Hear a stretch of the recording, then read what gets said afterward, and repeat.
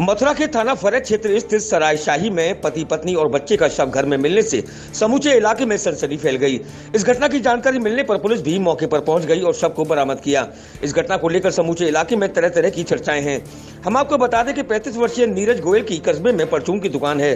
नीरज गोयल की शादी 3 साल पहले हुई थी, जबकि उनका बच्चा 11 साल का था। बताया गया कि नीरज गोयल की पत्नी पूर्व में 2 शादियां कर चुकी थी, जबकि नीरज गोयल की ये पहली शादी थी। शादी के बाद से नीरज और उसकी पत्नी में पूर्व के संबंधों को लेकर अनबन चल रही थी।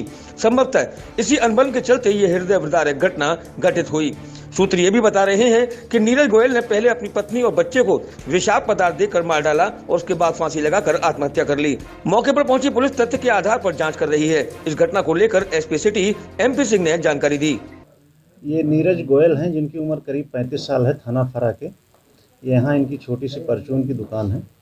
3 साल पूर्व इनकी शादी हुई थी और आज इन्होंने सुबह, जब इनका घर नहीं खुला अभी तक, तो पड़ोसियों ने पुलिस को सूचना दी कि ये घर से बाहर नहीं दिखाई पड़ रहे हैं। इस सूचना पे पुलिस गई और जब देखा तो एक कमरे में तीनों की डेड बॉडी मिली है।